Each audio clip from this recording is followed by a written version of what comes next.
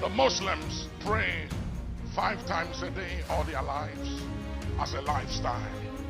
The Jews pray 3 times a day all their life as a lifestyle. They do it whether they are happy or not, whether they are under attack or not, whether they are blessed or not, whether they are sad or happy. They just do it. It's a lifestyle. How many times does the believer praise a day?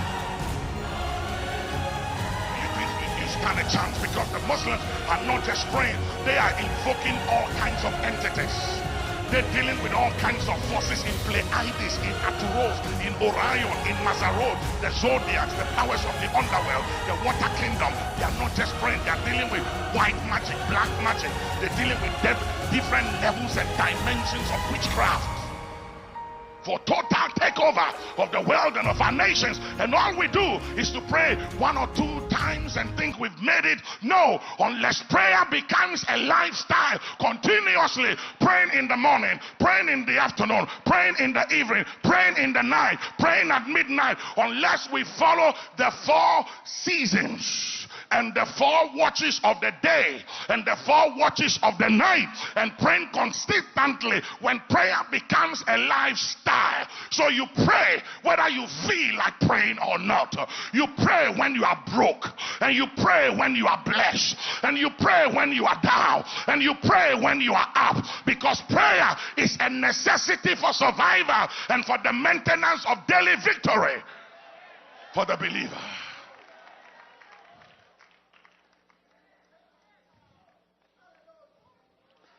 Today in our conferences and in our meetings, there is no prayer. We have so much word and word and word and word, and that preacher and that preacher and that preacher, and the atmosphere is all just emotions, and there is no fire. And there is no fire, and there is no presence, and there is no unction and anointing to destroy the yoke.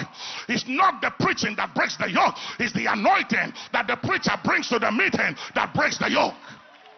And anointing don't come by just preaching. Anointing comes when you've spent time in the secret place and he breathes upon you.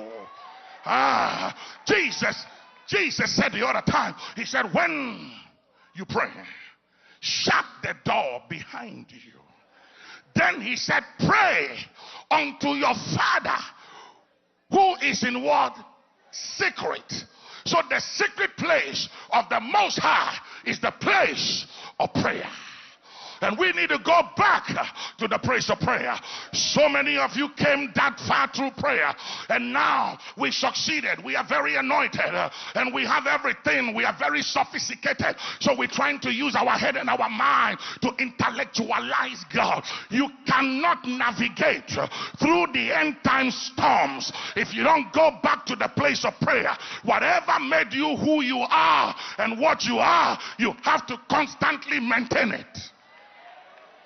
If you came to where you are through prayer, please don't let your success and how much money you have in your bank account and how many thousands you preach to get into your head, because one attack of the enemy can take everything out.